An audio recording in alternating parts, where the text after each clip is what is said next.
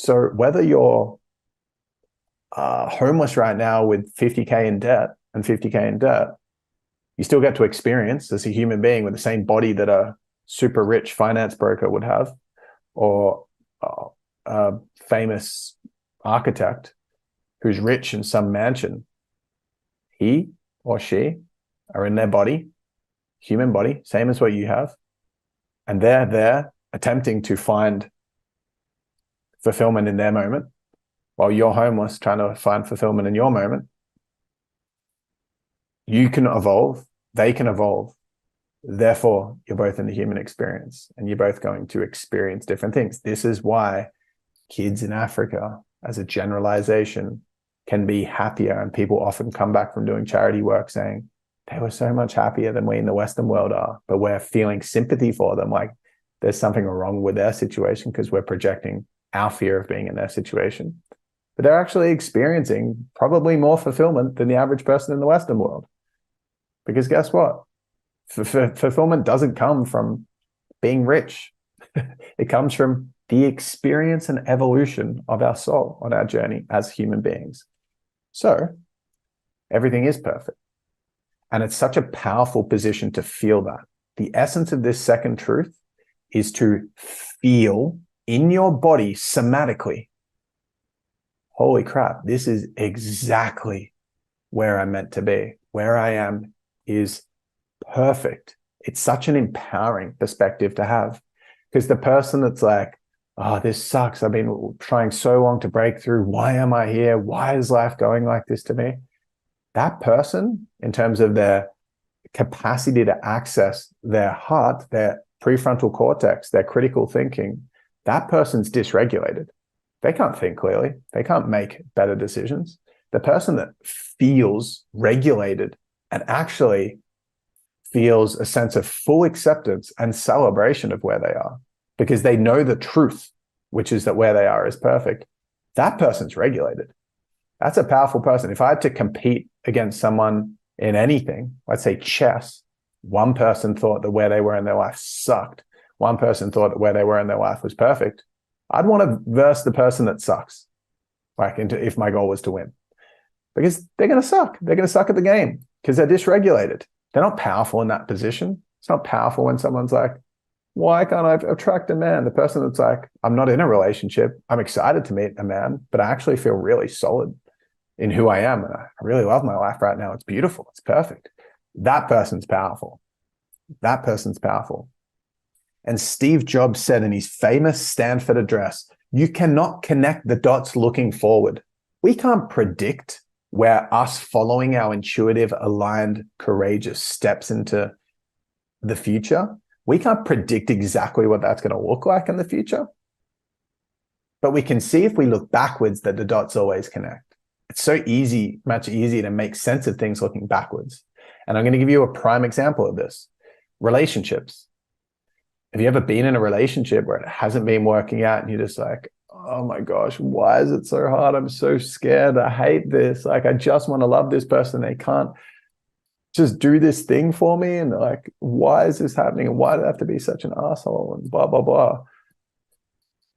That experience in that moment, we can feel this ain't perfect. It'd be pretty easy to feel like, where I am is perfect. I don't know about that. This relationship sucks. I don't feel like this is perfect. But fast forward 18 months, 1 month, 6 months, 6 years, when you have met your more aligned next partner and you're feeling way more fulfilled and you got so much learning from that experience, it makes sense why you went through that. It makes sense now. The dots are connecting now looking backwards. Looking forward, I couldn't see that I was going to end up with this way more aligned, amazing relationship partner. But now it makes sense. I can see how the dots connect. Get diagnosed with cancer. Oh my gosh. Where I am is not perfect. 2 years later, my life is so much more rich. I completely shifted my values in life. I'm now fully on purpose. I understand what's actually meaningful in life. Thank you, thank you, thank you. That was perfect. I couldn't see connecting the dots looking forward, But I can now see, looking backwards, how it was supporting my evolution, supporting my experience.